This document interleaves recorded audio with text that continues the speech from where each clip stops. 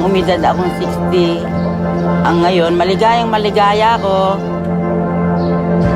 Maghanap buhay. Bata pa ang tansya ko. Kasi ako nga, ang pakiramdam ko sa sarili ko, talagang kaya ko pa. Gusto kong bumili, may pabili ko, gusto kong kumain, may kakainin ako. Yun lang ang masarap na sa buhay ko .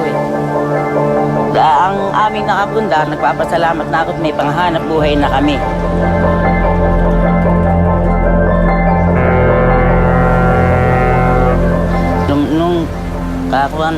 Nung lumaki ko, na mahirap ang magulang ko, mas gusto pa nila na pinaglalaba ko sila.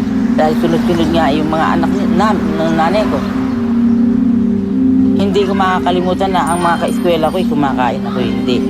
Kaya sa panahon nung kahirapan talaga ng tatrabaho sa bahay, lahat ng trabaho, hanggang alas 12 ng gabi, ginagawa ko yun. Pagdating na alas 5 ng maga,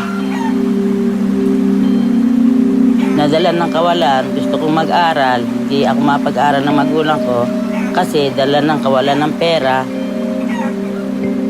Ngayon, ang sabi nila, mag-aasawa lang ako, nag-asawa ako.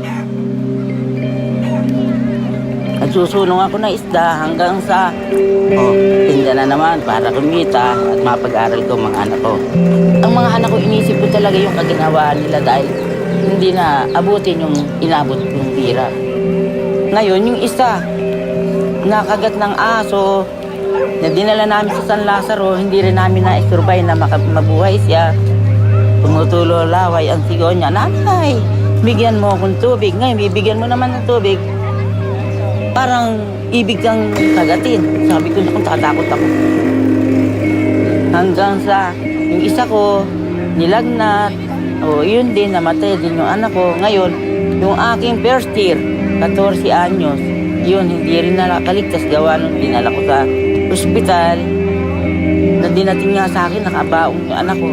Parang, yung upo ko na yun, ganun na lang. Kanya sabi ko, nung makuha ako, sabi ko, anak ko ba yan? Para bang, hindi ko marang kung ano yung bigla. Hindi ako makaiyak, basta nakaganyan lang ako, tanga. Ang hirap ng buhay ko, ayaw kong padanas na sa anak ko at sa apo.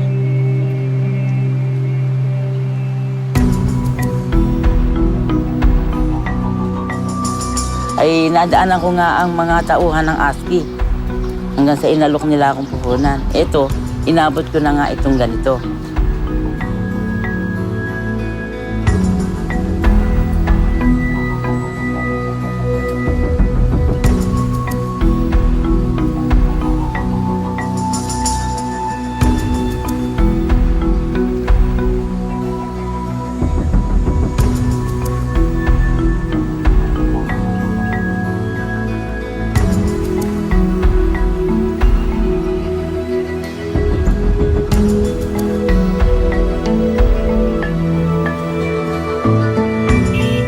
Layunin namin sa ASCII ay upang matulungan ang mga kliyente sa pangsimula sa negosyo, sa financial, gano'n.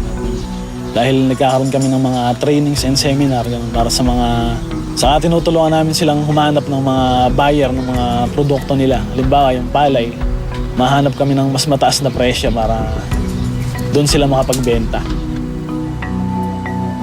Ang dilingid sa kaalaman ng marami pa rin kapuspalad na yun nga, wala silang pinagkakakitaan. Kung meron man, yung panapanahon lang, seasonal lang. Na-inspire ako kay Ate Conchita dahil sa sipag at galing niya sa pagninegosyo na ipinamala sa amin. Sa pagiging isang dakilang ina niya rin para sa kanyang mga anak.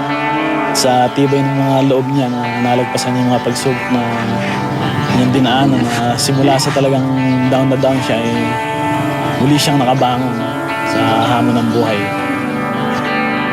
Lang kasi kami, kahit mahirap lang, yun ang tinuro ng magulang ko, yung magandang asal, huwag kakalimutan sa pamilya.